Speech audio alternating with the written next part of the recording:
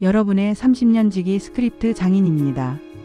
오늘 저는 여러분이 평생 쌓아 올린 노고와 땀방울이 맺힌 그 순간, 바로 은퇴라는 새로운 출발선에 서 계신 분들의 마음에 깃든 가장 깊은 고민을 꺼내보려 합니다. 우리가 은퇴를 하고 회사 문을 나선 뒤 집으로 돌아와 문을 닫고 나면 처음 며칠은 어떻습니까? 아, 드디어 해방이다. 내가 못 해봤던 잠 실컷 자봐야지. 매일 가던 등산, 이제 주중에 마음껏 가야지. 일명 밀월 기간 혹은 허니문 시기라고 부르는 달콤한 시간이 찾아옵니다. 짧게는 석 달, 길어봤자 1년 남짓입니다. 처음엔 그 시간이 마치 보상처럼 느껴집니다. 나를 옥죄던 넥타이도, 쉼없이 돌아가던 주방의 시계도 이제는 내가 원하는 속도로 맞출 수 있다고 생각하죠. 하지만 재미있는 건 이 달콤한 허니문 시기가 퇴직자에게도 짧다는 겁니다. 여러분, 한 3개월쯤 지나고 나면 어떠신가요? 매일 아침 나를 기다리던 곳에 더 이상 나가지 않아도 되는 건 좋지만 이제 나를 채워줄 곳이 어디에도 없다는 사실을 깨닫게 됩니다.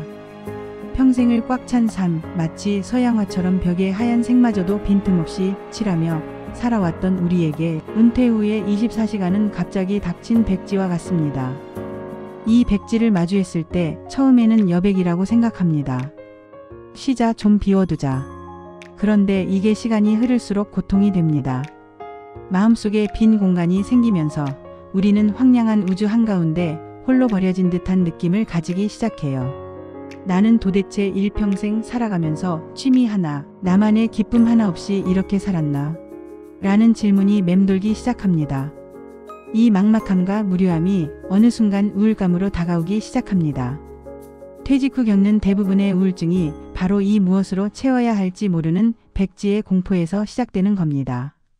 이 빈자리를 무엇으로 채워야 할지 몰라 쩔쩔매는 우리들의 모습, 어쩌면 이 영상을 보고 계신 당신의 모습이기도 할 겁니다. 걱정 마십시오. 지금부터 시작해도 절대 늦지 않습니다. 우리에게 남은 인생은 커다란 전지입니다. 이 전지에 어떤 색을 칠하고 어떤 꽃을 피울지는 이제부터 우리가 정하면 됩니다. 우리가 이 백지를 고통이 아닌 새로운 삶을 시작할 도화지로 볼 수 있는 이유가 있습니다. 바로 제가 만났던 한 분의 이야기 때문입니다. 자, 제 지인 새로운 삶을 찾은 한 분의 놀라운 이야기를 들려드리겠습니다. 이 이야기가 여러분에게도 용기를 줄 겁니다. 첫째, 은퇴 후에 백지를 마주하며 이제 뭘 해야 할지 모르겠어요 라고 말씀하시는 분들께 저는 늘 이렇게 여쭤봅니다. 지금 당장 해야 할 일이 있다면 하시겠습니까? 대부분의 대답은 네, 일만 있다면입니다. 그런데 이 일이라는 게 꼭 직장을 의미하는 건 아닙니다.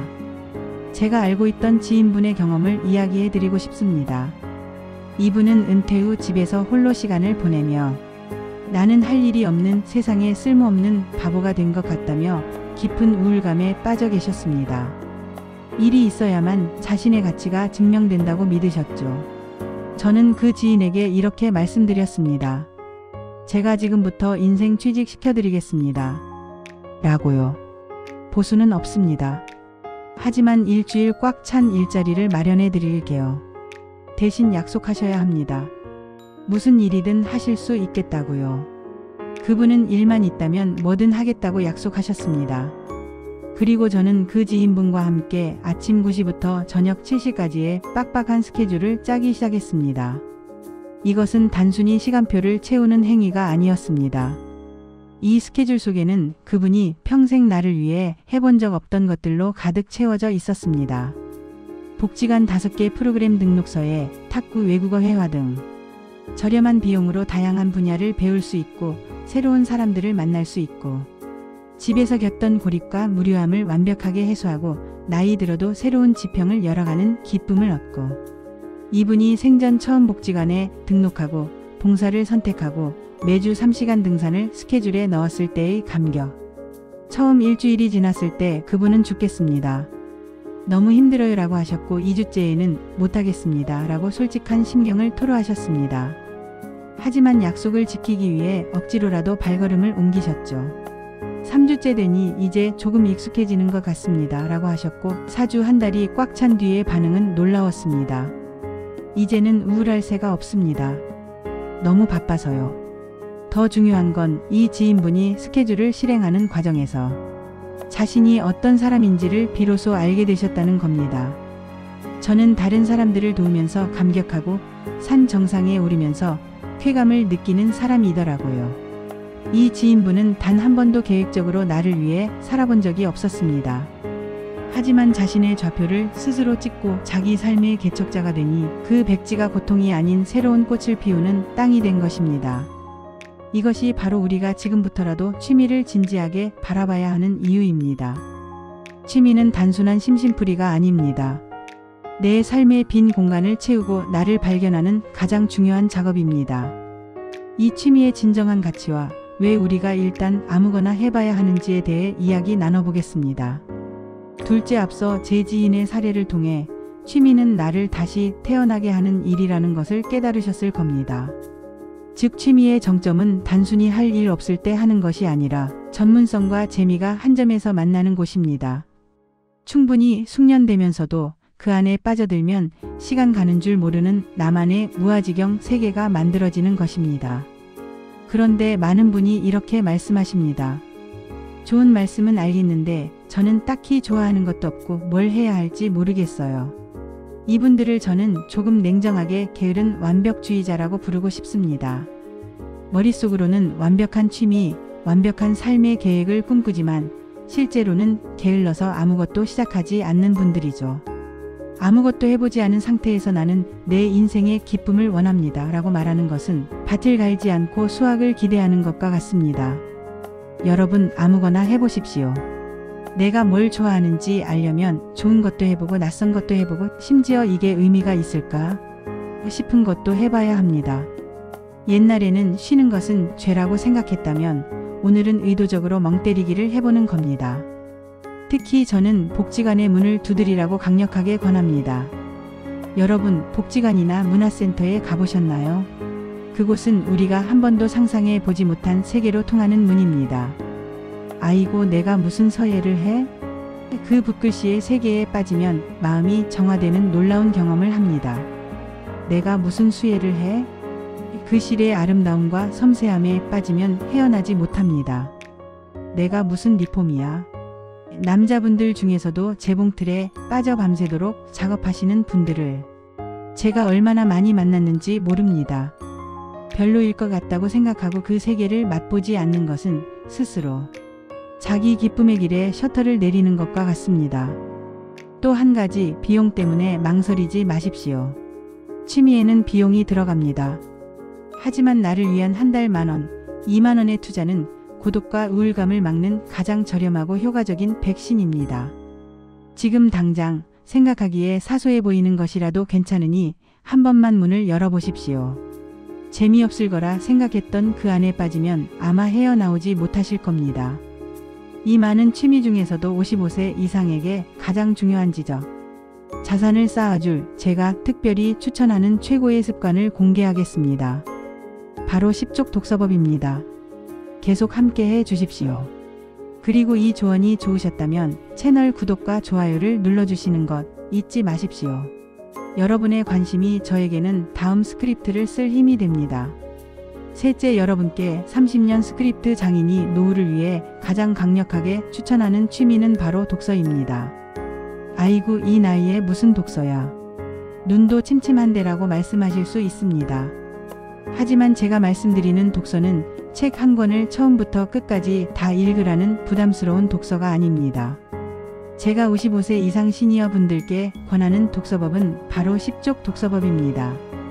저는 이것을 간단히 10독이라고 부릅니다. 이 방법은 빠르고 변화하는 세상 속에서 뒤처진다는 루저 감각에 시달리는 분들을 위한 가장 강력한 지적 활력제입니다. 날짜와 시간 정하기, 토요일 오전 10시처럼 내가 정한 날, 정한 시간에만 서점이나 도서관에 가십시오. 습관화가 가장 중요합니다. 딱 10페이지만 읽기, 베스트셀러든 내가 좋아하는 장르든 상관없습니다. 그냥 책을 펼쳐서 딱 10페이지만 읽고 자리에서 일어나십시오. 다 읽지 못해도 괜찮습니다. 좋은 문장 기록, 읽은 10페이지 중에서 가장 좋았던 단어나 문장 하나를 공책에 적어 오십시오. 일주일간 외우고 써먹기 그 문장을 한 주간 틈틈이 외우고 주변 사람들과 이야기할 때 의도적으로 써먹어 보십시오. 생각해 보세요. 한 달이면 4개의 새로운 지식과 멋진 표현을 배우는 겁니다. 1년이면 48가지가 쌓입니다. 2달도 안 돼요. 스스로가 다른 사람이 되었다는 것을 느낄 겁니다. 재미와 즐거움, 새로운 지적, 호기심을 채우는 즐거움에 빠집니다. 지적인 능력 활용, 은퇴 후 쓰지 않던 뇌를 다시 활발하게 사용하게 됩니다. 관계, 자산 증대, 어디 가서 이야기할 때 유식하고 멋진 사람으로 보이게 됩니다. 책을 꼭 사지 않아도 됩니다. 서점에 서서 잠깐 읽는 10쪽은 누구도 뭐라고 하지 않습니다. 도서관에서 빌려봐도 좋고요. 중요한 건 활자 시대를 살았던 사람들의 익숙한 방법으로 다시 한번 스스로를 성장시키는 쾌감을 맛보는 것입니다. 혼자 하는 독서가 지겹다면 동아리나 모임에 참여하십시오. 심지어 배우자와 함께 일주일에 한 번 카페에 가서 서로 다른 책이나 같은 책을 10쪽씩 읽고 서로 이야기 나누는 시간을 가져보십시오. 이것은 공동의 취미가 될 뿐만 아니라 서로의 세계관을 넓혀주고 공동의 기쁨을 갖게 하는 최고의 방법입니다. 넷째, 이렇게 의미 있는 시간을 만드는 것이 중요합니다. 하지만 반대로 우리에게 독이 되는 최악의 취미도 있습니다. 귀한 시간을 통째로 갉아먹는 이것에 대해 경고하고 그 시간을 어떻게 현명하게 바꿀 수 있는지 알려드리겠습니다. 취미에 돈이 들어가는 것을 아까워하는 분들이 계십니다. 나는 돈 안 드는 취미만 찾을 거야 라고 하시죠. 하지만 정말 돈이 안 들어갈까요? 우리가 매일 손에 들고 있는 스마트폰과 통신비도 모두 돈입니다. 그리고 이 스마트폰을 통해 우리가 무심코 하는 행동, 바로 노후를 망치는 최악의 취미라고 저는 강력하게 경고하고 싶습니다. 쇼츠가 얼마나 재밌습니까? 손가락만 대면 순간순간 달콤한 정보와 유머가 지나갑니다. 마치 단 음료처럼 말이죠. 하지만 이것이 바로 뇌썩음 현상을 유발하는 주범입니다. 인간이 한 번에 처리할 수 있는 최적의 정보 개수는 보통 7개, 많아야 9개입니다. 그런데 이 짧은 동영상들은 너무나 많은 정보가 한꺼번에 빠르게 지나가기 때문에 우리 뇌는 그것을 제대로 처리할 수가 없습니다. 결국 머릿속에 아무것도 남는 것 없이 시간만 계속 무의미하게 소비하게 됩니다. 눈은 나빠지고 주변 사람들과 대화할 기회마저 빼앗깁니다. 마치 진공 상태에서 혼자 웃고 있는 것과 같습니다. 짧은 동영상을 보는 것은 스스로를 도깨비 감투를 쓴 것처럼 세상에서 고립시키고 내 귀한 세월을 낭비하는 행동입니다. 그렇다면 이 시간을 어떻게 활용해야 할까요? 아주 간단합니다. 스마트폰을 내려놓고 주변을 관찰하십시오. 저는 지하철을 타면 스마트폰을 보지 않습니다. 대신 사람들의 신발을 봅니다. 놀랍게도 같은 신발을 신고 있는 사람이 거의 없고 같은 신발이라도 낡은 정도가 다 다릅니다. 이걸 보면서 저 사람은 어떤 직업을 가졌을까, 어떤 옷을 입었을까, 어떤 취향을 가졌을까를 상상해 봅니다. 사람에 대한 관찰이라는 가장 흥미롭고 돈 안 드는 취미입니다. 그 사람의 표정, 자세, 옷차림을 관찰하다 보면 이 사람이 어떤 삶을 살고 있는지, 세상이 어떻게 변하고 있는지를 읽어낼 수 있습니다. 이 관찰력은 절대 쇼츠를 통해서는 얻을 수 없는 살아있는 지혜이자 기쁨입니다. 여러분, 단기적인 달콤함에 빠져 스스로를 파괴하지 마십시오. 오히려 눈을 들어 주변에 살아있는 생물체들을 경험하십시오. 그리고 우리가 새로운 취미를 시작할 때 반드시 기억해야 할 중요한 기준이 2가지 있습니다. 5째, 이제 마지막입니다. 모든 좋은 계획과 취미도 행동하지 않으면 아무 소용이 없습니다. 제가 드리는 가장 강력한 행동 지침은 딱 한 가지입니다. 오늘 당장 무조건 집 밖으로 나가십시오. 집에 오래 계시면 어떻게 될까요? 저절로 우울해지고 잘 걷지도 않아 건강은 나빠집니다. 사람 만날 일이 없어지면 결국 고립되고 마지막은 고독사밖에 남지 않습니다. 집에 오래 머무는 것의 결과는 결국 이겁니다. 밖으로 나간다는 건 단순히 걷는 행위가 아닙니다. 그것은 나를 위해 스스로를 관리한다는 뜻입니다. 거울을 보고 옷을 갖춰 입고 몸을 움직여 비타민 D를 합성하고 세상의 변화를 눈으로 익히는 복합적인 생존 행동입니다. 하지만 많은 분이 갈 곳이 없다고 말씀하십니다. 상관없습니다. 평생 남의 인생 위주로 살아오셨다면 이제는 내 인생을 내가 계획해야 합니다. 갈 곳이 없다면 내가 갈 곳을 정하십시오. 옆 동네 세 번째 전봇대 찍고 오기. 단지 입구에 은행까지만 갔다가 오기. 이것이 여러분의 터치다운 미션입니다. 그곳을 정해놓고 그곳에 가서 목표를 달성하고 돌아오는 겁니다. 이것을 매일의 일과로 만드십시오. 누구도 여러분에게 왜 지하철을 타느냐, 왜 의미 없이 걷느냐고 묻는다면 신경 쓰지 마십시오. 우리는 우리의 삶을 사는 겁니다. 그리고 나이가 들수록 명심해야 할 것은 국어와 수학을 잘해야 한다는 겁니다. 주제를 알아야 합니다. 내 삶의 주제가 무엇인지, 내가 뭘 좋아하는지 아는 것. 분수 즉 규모를 알아야 합니다. 내 몸 상태를 파악하는 것, 내가 쓸 수 있는 돈의 규모를 아는 것, 내 건강 자산을 남용하지 않는 것. 젊을 때의 남용은 회복될 수 있지만 노년기의 남용은 축소 위기에 있는 자산을 통째로 잃게 만듭니다. 규모 있는 건강, 규모 있는 삶, 규모 있는 취미 활동을 해야 합니다. 마지막으로 부부라면 무조건 하루 3시간 이상은 서로 각자 나갔다 오십시오. 종일 붙어 있으면 결국 다툼밖에 남지 않습니다. 따로 나가서 세상의 변화와 대화 주제를 가져와야 합니다. 혼자 계신 분들도 무조건 하루에 한 번은 터치다운하고 오십시오. 내 인생 계획은 아무도 책임져 주지 않습니다.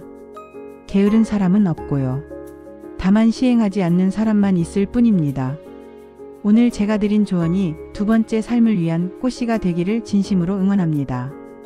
이 채널과 함께 꾸준히 인생을 개척해 나가실 분들은 구독과 좋아요를 눌러주시고 지금 바로 댓글에 오늘의 터치다운 미션을 적어보십시오. 감사합니다.